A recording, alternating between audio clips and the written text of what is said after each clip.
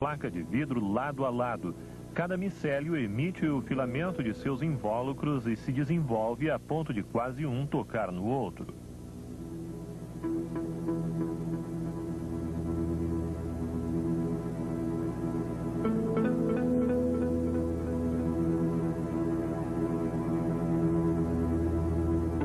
Acompanhando-se esta luta de filamentos, verifica-se que em dado momento eles param de crescer pouco antes de um tocar no outro. Ao que parece, há uma troca que inibe o crescimento de filamentos de ambos os lados. Será que cada micélio reconhece a área de domínio do outro?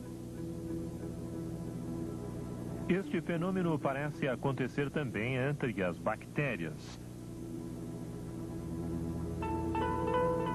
O filamento grosso é o patógeno Rhizotonia e o outro, mais delgado, é o Tricoderma. O filamento fino, mais ágil, envolve o mais grosso, sendo este imobilizado e desfeito. É uma luta de dois fungos.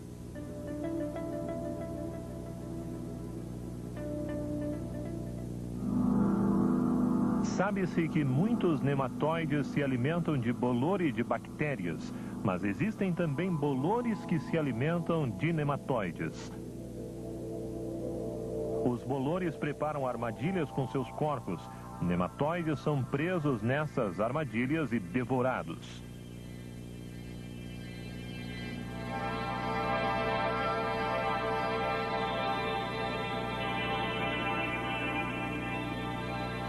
Os nematóides mortos servem também de alimento para as bactérias.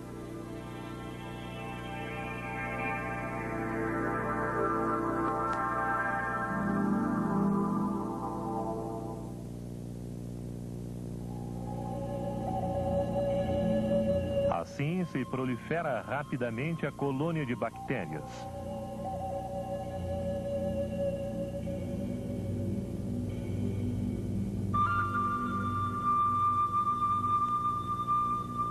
Seres vivos primários como a ameba espreitam o aparecimento de bactérias.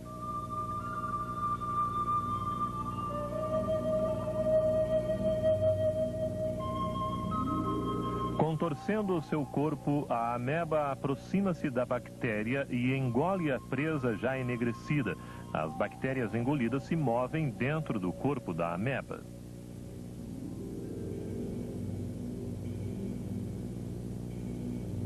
Aqui, as amebas parecem estar atrás das matérias orgânicas que têm coloração alaranjada, mas, na verdade, elas estão perseguindo os micro-organismos.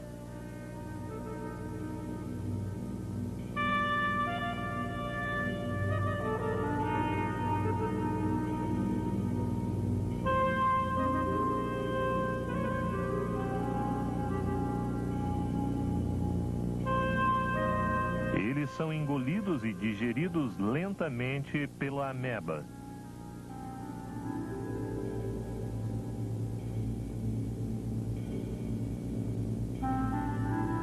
As temíveis amebas também um dia podem ter o seu fim, dando lugar às bactérias. A luta de sobrevivência dos seres vivos é travada no mundo oculto dentro da Terra. Impede-se assim a proliferação contínua de uma só espécie. Esta é uma lavoura onde se pratica o plantio contínuo de hortaliças. Normalmente, as lavouras de plantio contínuo utilizam um grande volume de adubos e defensivos químicos. Ocorrem, então, surtos de patógenos endêmicos decorrentes do plantio contínuo de hortaliças. Que diferença existe entre a terra assim infestada e a terra saudável?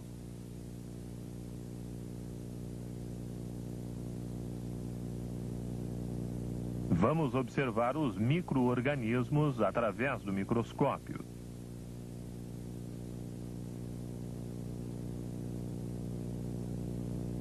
Na terra saudável, que contém matéria orgânica em proporção adequada, existem diversas colônias de micro-organismos. Nesta terra infestada de doenças, são poucas as espécies de micro-organismos. Aqui, a proliferação de uma espécie ocupa toda a superfície da placa de vidro.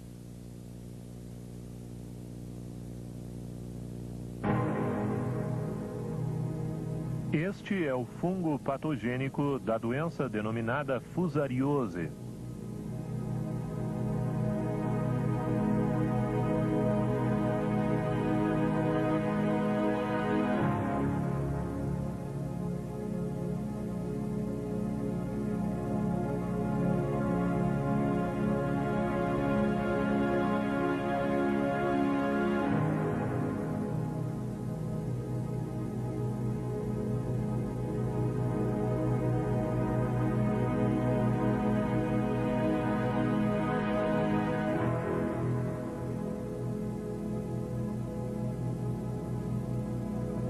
À direita aparecem as raízes da planta.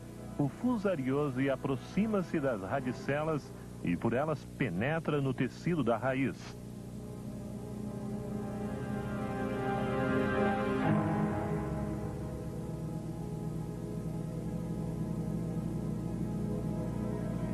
As raízes enfraquecidas com a infestação do fusariose são suscetíveis ao ataque de outras bactérias patogênicas e nematóides.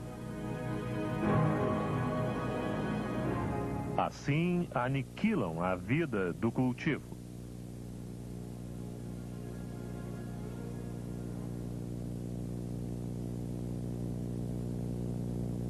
Este é o sintoma da murchadeira decorrente do ataque de fusariose.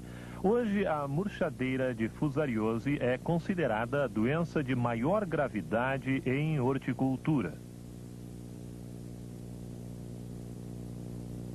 Esta é a doença da acelga, que se caracteriza pelo sintoma de podridão da raiz. Verifica-se que na lavoura em que se cultiva a acelga continuamente, aumenta o risco da doença.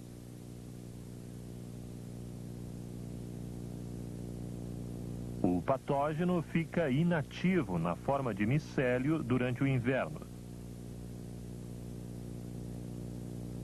No ano seguinte, quando se planta a acelga novamente, os micélios voltam ao seu estado ativo para atacar as raízes.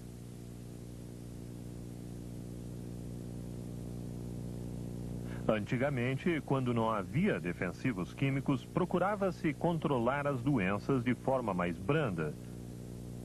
Em algumas regiões, por exemplo, era comum o sistema de consorciação de plantas. Assim, o pepino era consorciado com a cebolinha. Vamos observar como este método é eficiente no controle de doenças. Verifica-se nas raízes da cebolinha a presença de micro-organismos que vivem em simbiose com ela, atacando os patógenos. Aqui são vistos fungos patogênicos e micro-organismos benéficos e combativos.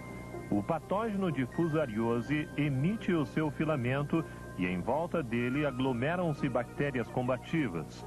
Por fim, o patógeno é cercado por bactérias benéficas.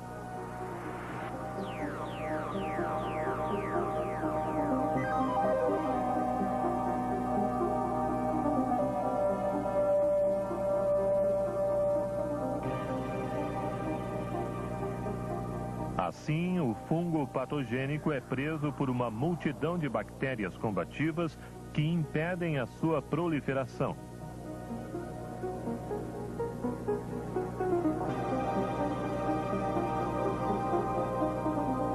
As bactérias combativas têm a função também de aniquilar os fungos.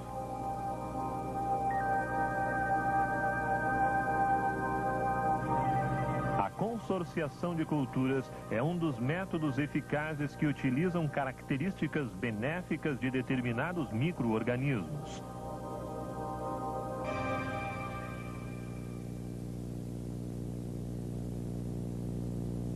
Solos cultivados com adubos e defensivos químicos contêm pouca matéria orgânica e são suscetíveis à erosão hídrica ou eólica.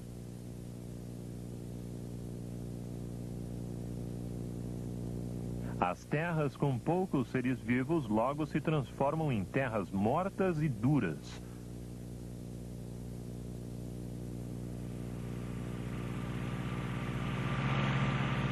Para recuperar um solo enfermo como este, é preciso acrescentar matéria orgânica preparada como composto.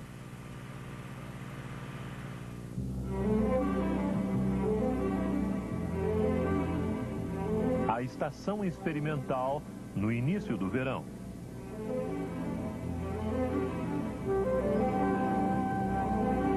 O início da colheita de chá.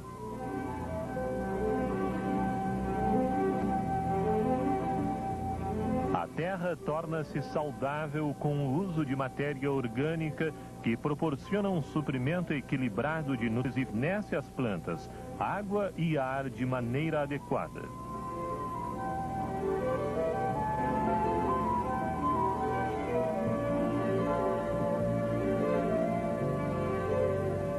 As plantas cultivadas em uma terra saudável produzem folhas, flores e frutos bonitos e sadios.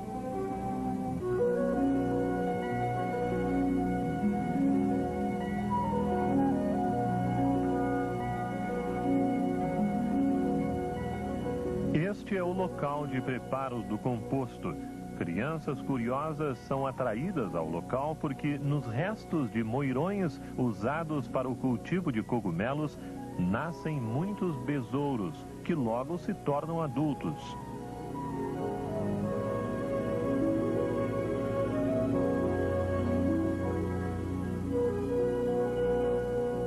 Nos restos de moirões também se encontram outros pequenos animais.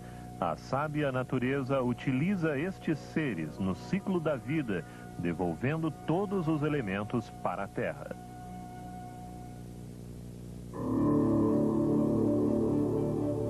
Mas nos últimos 50 anos, foi fabricada uma grande quantidade de produtos que não existiam originalmente na natureza.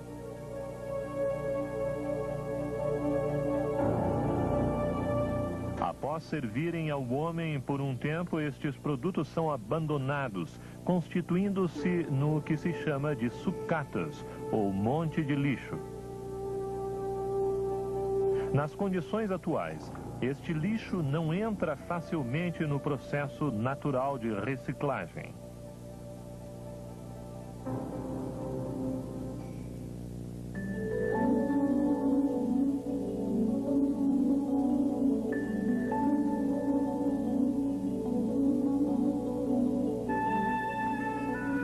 As cerejeiras da estação de Ojito voltam a florir.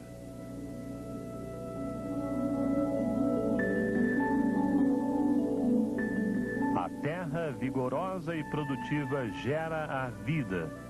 Esta terra maravilhosa é sustentada por inúmeras pequenas vidas ocultas. Ao observar o planeta desde um ponto distante, vemos que o homem também é um pequenino ser vivo. Assim, dentro do ciclo de vida do planeta, ele nasce, vive, morre e volta novamente à Terra. O homem não pode transgredir esta lei. Para fazer com que o solo retorne ao seu estado natural, é necessário conjugar o empenho do homem com o trabalho da natureza. Uma vez compreendido este mecanismo, somos levados a ter um maior cuidado com o planeta Terra. A agricultura sustentável é importante porque não agride o meio ambiente e produz alimentos sadios.